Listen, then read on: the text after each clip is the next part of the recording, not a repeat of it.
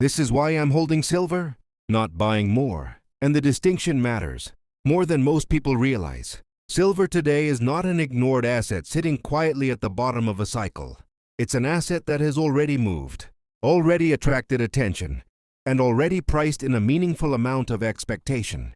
Over the past year, silver has delivered gains in the range of roughly 20–30%, depending on the entry point, significantly outperforming many traditional safe haven allocations.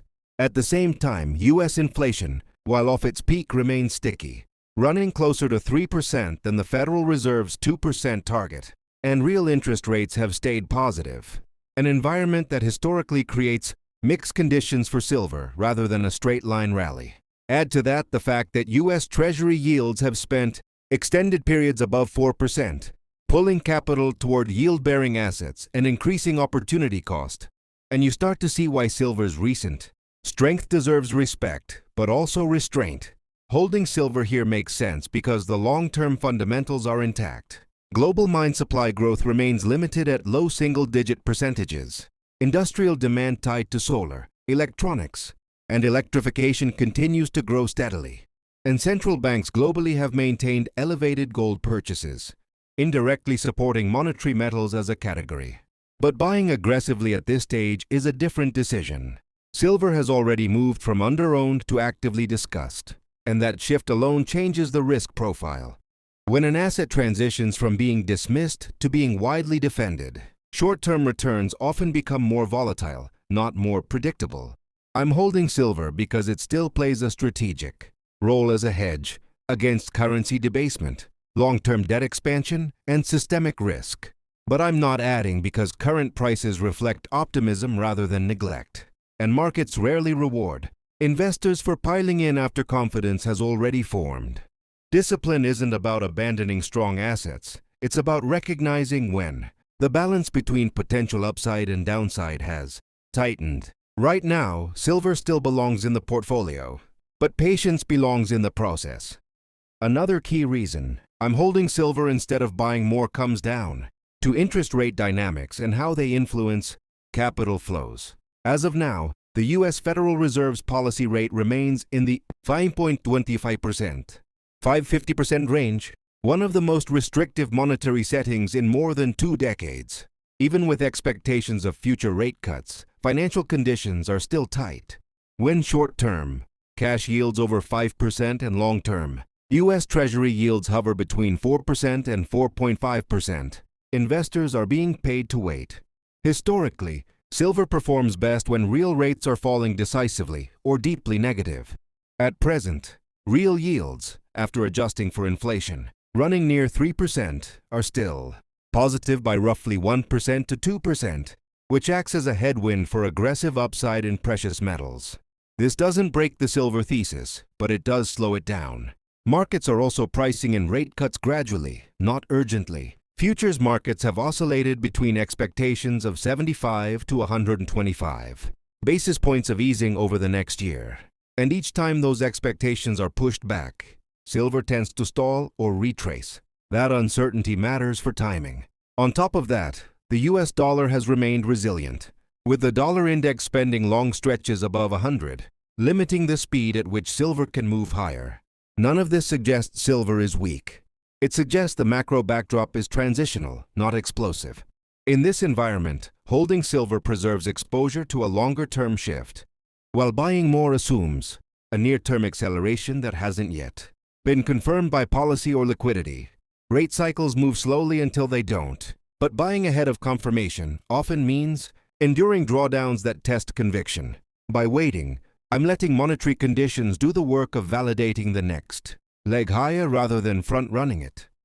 Beyond rates, the supply and demand numbers around silver help explain why holding makes sense while adding requires caution. Global silver demand has been running near 1.2 billion ounces annually, while total mine supply has struggled to keep pace, coming in closer to 850 million ounces depending on the year. The gap has been filled by recycling and above-ground inventories, but those buffers are not infinite. At the same time, industrial demand now accounts for more than 55% of total silver consumption, driven by solar panels, electronics, medical applications, and electrification trends. Solar demand alone has grown at double-digit rates in recent years, with estimates suggesting it consumes over 15% of annual silver supply. These are powerful structural forces, and they're the reason silver remains in my portfolio. However, markets don't price shortages in a straight line. They price expectations. A significant portion of this supply deficit narrative is already widely known and increasingly reflected in price. When expectations rise faster than physical constraints tighten, price volatility increases.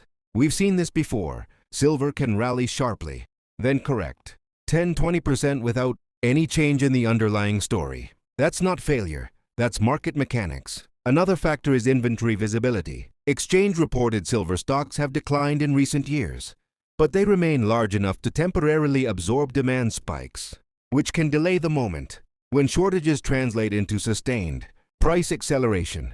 This creates periods where the fundamentals look strong on paper, yet prices churn sideways or pull back. Holding silver allows participation in the long-term tightening of supply, but buying more at this stage assumes the market will immediately reprice those constraints.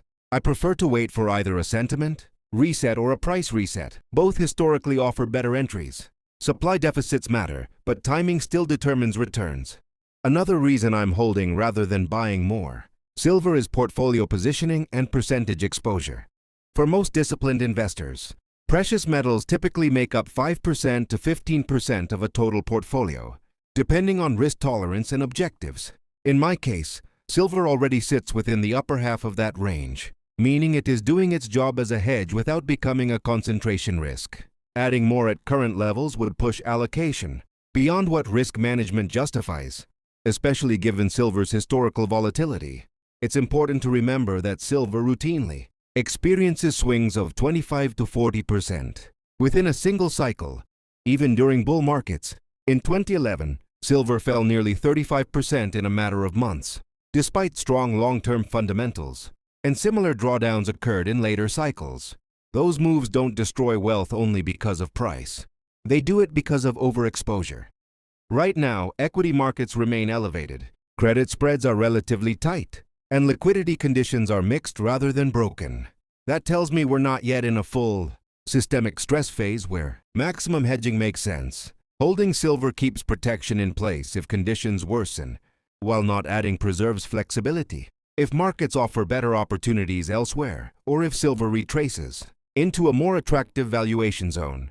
Capital allocation is about balance, not conviction alone.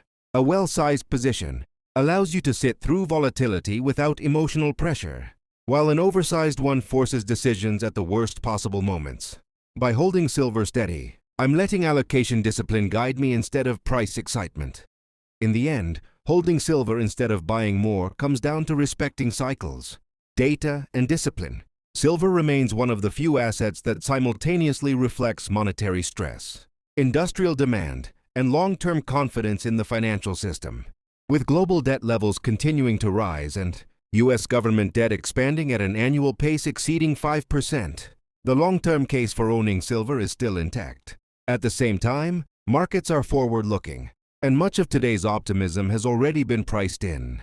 When an asset delivers 20% to 30% gains in a relatively short period, the next phase is rarely immediate continuation. It's consolidation, digestion, or correction. Holding silver allows participation if structural pressures eventually push prices significantly higher, potentially toward levels 30 to 50% above today over a full cycle, while avoiding the risk of adding capital just before a pullback.